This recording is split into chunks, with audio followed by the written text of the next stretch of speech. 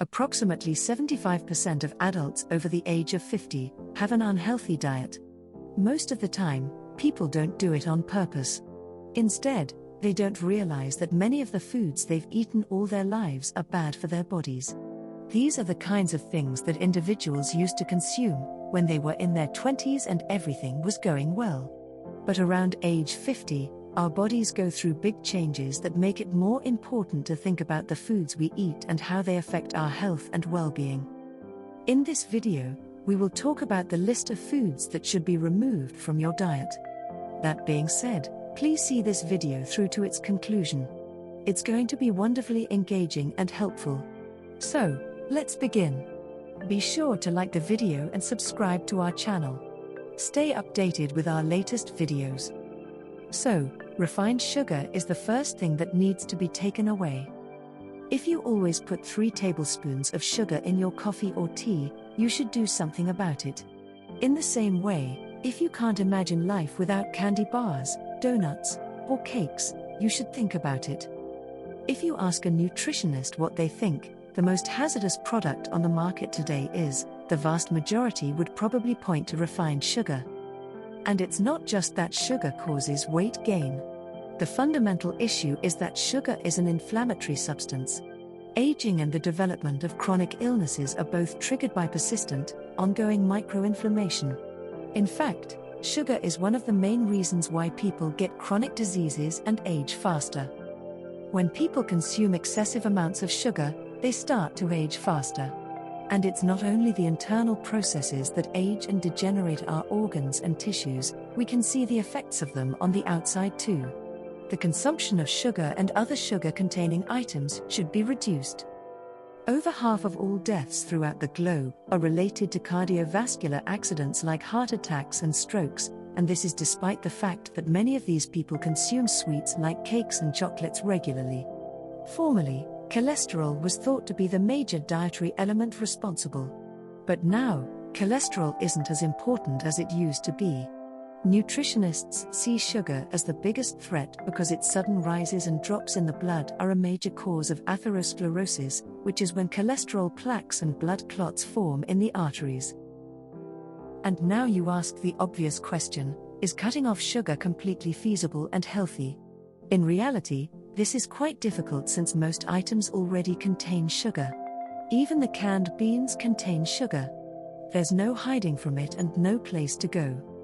1 ounce of sugar per day, or 30 grams, is considered safe by most scientists. I think it would be fantastic if you could reduce it to 0.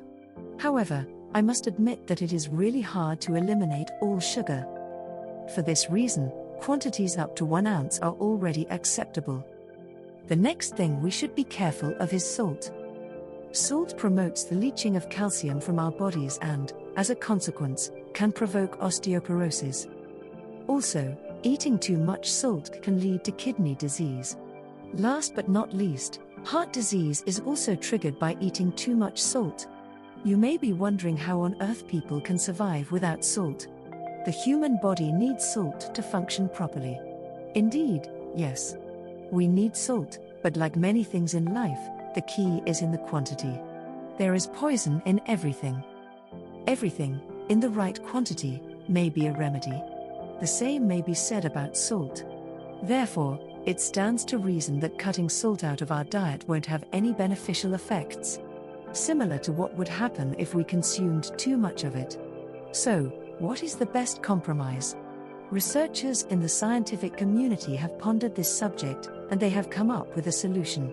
These days, a daily salt intake of 2 to 5 grams is suggested. About 1/10 of an ounce. This is the right quantity to take in order to provide your body with the electrolytes it needs. It will restore the natural salt concentration in the water, and that will fix the problem. The problem is that modern men frequently consume more than 5 grams of salt per day. These days, a typical individual consumes between 10 and 15 grams, and that's when the issues start to arise. Again, when you are young, you don't notice any of this. However, as you age, it begins to cause you discomfort and perhaps physical sickness. If you have salt on the table and you spread it on everything at every meal, including breakfast, lunch, and supper, you should get rid of the salt. This indicates that your diet and body are both saturated with salt. And finally, limiting your intake of foods that are high in salt is essential. All types of sausages, frankfurters, wieners, ham, and similar goods would fall under this category. With just a few slices of sausage, we can easily exceed the daily requirement for sodium. This also applies to all kinds of pickled vegetables and fruits. Various chips and fries, as well as other common snack foods, tend to be high in salt content. If you do, it will be a complete and utter catastrophe, so please don't overuse these foods. The next item we need to stay away from is flour. Of course, we know that a complete elimination of flour from your diet would be too dramatic. If you can do it, that's great. If can't, that's understandable. Then all that needs is to restrict it within reasonable limits. That is, avoid filling yourself with too many buns, muffins, pastries, and things like that. It is recommended to give preference to bread that does not contain yeast. Or you can have some pasta. And the glycemic index is the most important factor to consider. Again, the glycemic index is a number that shows how much blood sugar goes up after eating a certain food. And the higher it is, the worse it is, and the more harmful the product is, causing obesity, heart disease, permanent inflammation, aging too quickly, and so on down the list. Because of this difference, broccoli has a low glycemic index, whereas sugar has a high one. All products made with flour share the same high glycemic index, which is comparable to that of sugar. Again, these are carbohydrates that are very simple and easy to digest. If we are discussing confectionery products like muffins, then we should be aware that in addition to flour, these items also contain a significant amount of trans fats. Mainly due to the fact that the modern confectionery industry is already heavily involved in that. Today, nutritionists have come to the conclusion that you should avoid or limit the 3 white poisons: refined sugar, salt, and refined white flour. Which of these items do you consume on a regular basis? Please write your answer in the comments. Or perhaps, which foods have you cut out of your diet and noticed a positive change in your life? Please feel free to share your views and ideas in the comments below.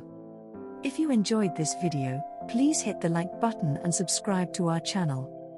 Thank you very much and see you soon.